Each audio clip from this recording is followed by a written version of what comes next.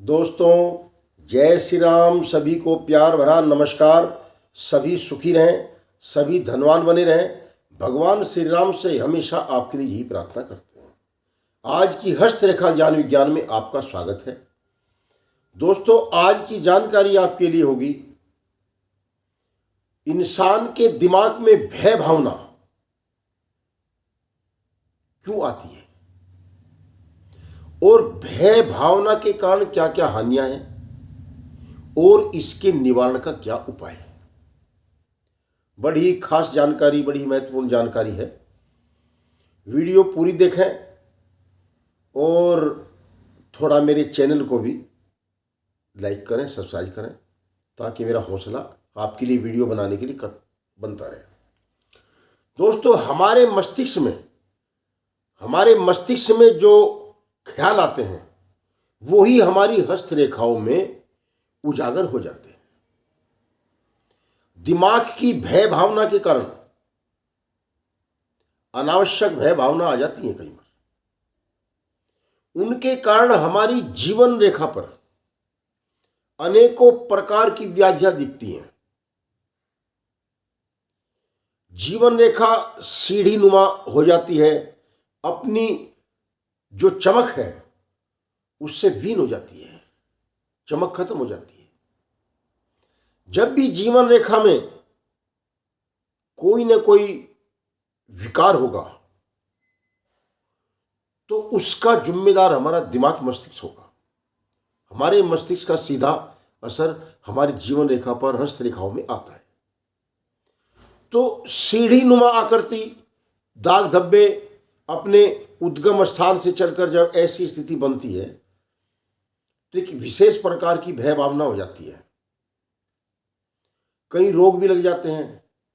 रोग के कारण मृत्यु तक का भय दिमाग में आ जाता है। तो जातक अनेक परेशानियों से घिर जाता है।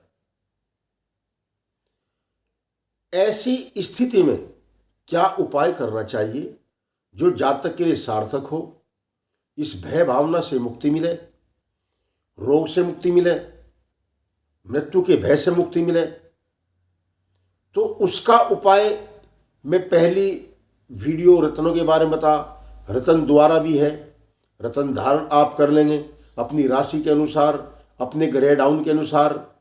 और रत्न नहीं धारण कर सकते तो वनस्पति, बहुत सस्ती वनस्पति हैं, उनका यंत्र बनाकर आप अपनी भुजा में धारण कर सकते हैं। उससे भी आपको मुक्ति मिल सकती है। इन मुक्ति के उपाय में आज वर्णन करते हैं रुद्राक्ष का।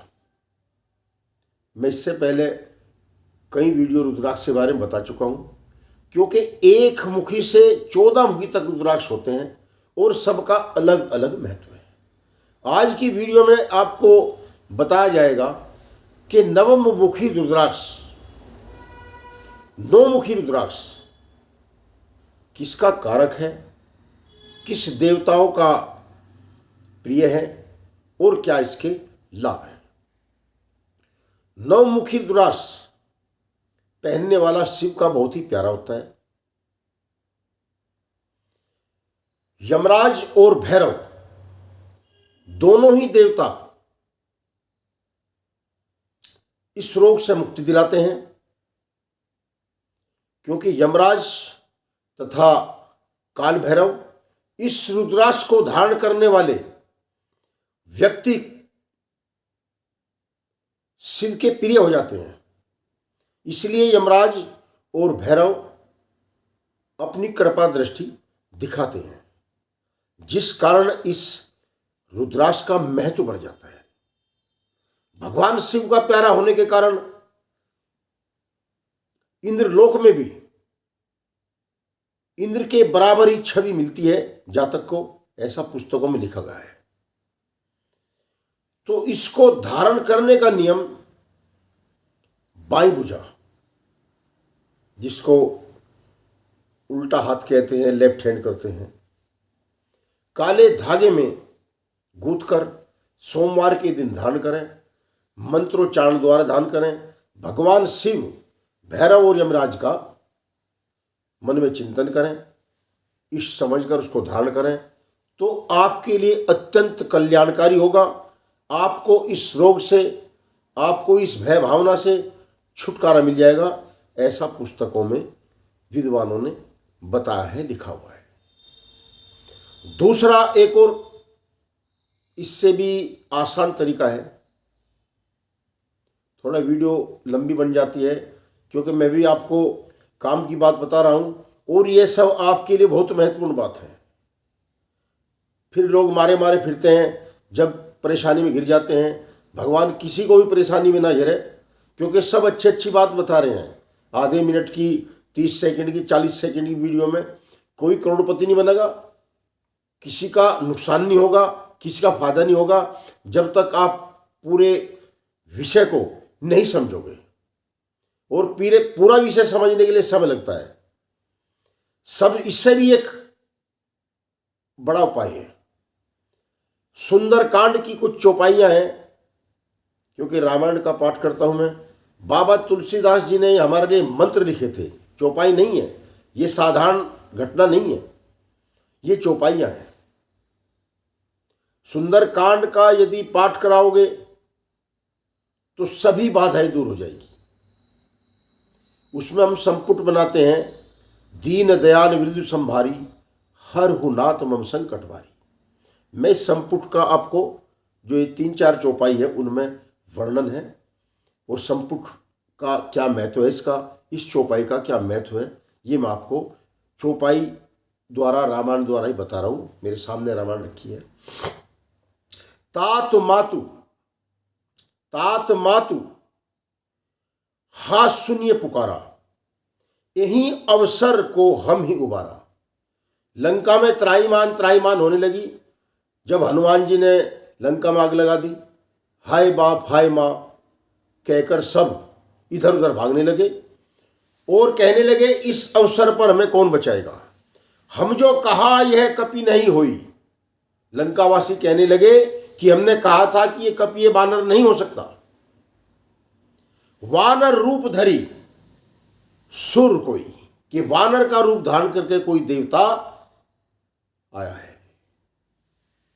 साधु अवज्ञा क्या फल ऐसा, साधु अवज्ञा का फल ऐसा, जरी नगर अनाथ कर जैसा। साधु की अवज्ञा करने का, साधु का सम्मान ना करने का देखिए क्या मतलब निकला है, क्या अर्थ निकला है कि सारी लंका जलकर खाक हो रही है। जारा नगरु निमिष एक माही, एक विभीषण कर ग्रह नाही, कि पूरी लंका में केवल एक घर बच रहा है विभीषण का, क्योंकि विभीषण साधु था। तात कर दूत अनल जेहि गिरजा, ता कर दूत अनल जेहि सिरजा, जरा न सोई कारण गिरजा। उल्टी पलटी लंका सब जाही, कूदी परा पुनि सिंधु मजारी। हनुमान जी ने लंका में आग लगाकर सब उल्टा पुल्टा कर दिया और जाकर सिंधु में अपनी पूंछ को बुझाने लगे। ताकर दूत अनल, पूंछ बुझाई खोई, पूंछ बुझाई खोई श्रम, धरी लगी रूप विहोर। जनक सुता के आगे ठाड़ भयं कर जोर। हनुमान जी थक गए, पूंछ में आग बुझाकर जहां पर माता जानकी बैठी हुई थी अशोक वाटिका में, लघु रूप, छोटा रूप धारण करके हाथ जोड़कर उनके सामने खड़े हो गए और बोले, मातु मोहि दीजे कुछ चीना, मातु दीजे मुझे कुछ चीना, जैसे रघुनायक मुझे दीना। हे माता, हाथ जोड़कर प्रणाम किया, हे माता, मैं आपके लिए रघुनाथ से, भगवान श्री राम से अंगूठी लेकर आया था, चिन्ह लेकर आया था। अब मैं रघुनाथ जी के पास वापस जाऊंगा और उनको बताऊंगा कि माता सुरक्षित है और उस स्थान पर है, परंतु मुझे कोई अपना एक चिन्ह दीजिए जिससे मेरे स्वामी को ये पता चल जाए कि मैं वास्तव में ही आपसे मिलकर आया हूं। ये रामायण की बहुत महत्वपूर्ण चौपाई है क्योंकि थोड़ा सा बताना पड़ता है आगे पीछे का भी। हम अखंड पाठ करते हैं, उसमें हमें धर्म लाभ मिलता है, परंतु सत्संग लाभ जो शब्दों का मर्म है वो नहीं मिलता। बस धारा प्रवाह चलती है और उसमें कोई ऐसा नहीं होता कि आपको चौपाई के बारे में समझा जाए। तो हाथ जोड़कर खड़े होकर कहने लगे कि मुझे माता अपना कोई चिंत हो। कहूं तात अस मोर प्रणामा।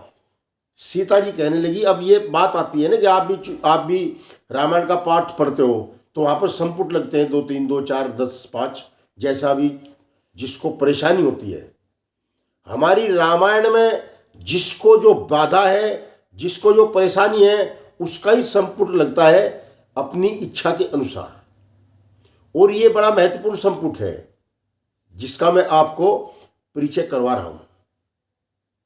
तो सीता जी कहने लगी हनुमान जी को, कहे हूं तात अस मोर प्रणामा। हे भैया, हे भाई, हाथ जोड़कर मेरा प्रणाम कहना। सब प्रकार प्रभु पूर्ण कामा, कि भगवान श्री राम सब प्रकार से पूर्ण हैं, सब प्रकार से काम को पूर्ण करने वाले हैं। दीन दयाल विरुद्ध संभारी, हर हूं नाथ मम संकट भारी। हाथ जोड़कर माता जानकी कहने लगी, हे भैया, यद्यपि रघुनाथ सब प्रकार से पूर्ण कामी है, सब पर दया करने वाले हैं, ऐसे विचार माता सीता के हुए कि मैं इस समय उनकी धर्मपत्नी ना होकर एक कष्ट में हूं, संकट में हूं। धर्मपत्नी तो हूं ही, परंतु एक संकट में हूं। हर हूं नाथ मोह संकट भारी। मेरा हाथ जोड़कर प्रणाम कहना, और मैं महान संकट में हूं, मुझे इस संकट से मुक्ति बहुत ही जल्दी दिलाने की कृपा करें। तो मित्रों, ये बड़ी ही खास चौपाई है। मैंने कई बार देखा है अपने जीवन काल में, मैंने कई को इस चौपाई के बारे में बताया है। कोई भी व्याधा, कोई भी संकट, कोई भी मुसीबत, कैसी परेशानी हो, ज़्यादा भी नहीं पढ़ सकते तो मन में 2-4 बार ये चौपाई का उच्चारण करें। भगवान श्री राम की आपके अंदर विशेष कृपा होगी, क्योंकि इसमें साफ लिखा है कि दीन दयाल विदु संभारी, हर हूं नाथ मम संकट भारी। तो कैसा ही भारी संकट हो, इससे बड़ा कोई संकट नहीं होगा जैसा माता जानकी पर था। एक सती स्त्री के लिए, एक देवी के लिए इससे बड़ा क्या संकट होगा। तो भगवान श्री राम का आशीर्वाद ऐसा होगा कि सब पर कृपा बरसेगी। जय श्री राम। सभी को प्यार भरा नमस्कार। मेरा वीडियो लाइक करें, सब्सक्राइब करें। आपके लिए मैं ऐसी कोई न कोई नई बात हमेशा लेकर आता हूँ। जय श्री राम।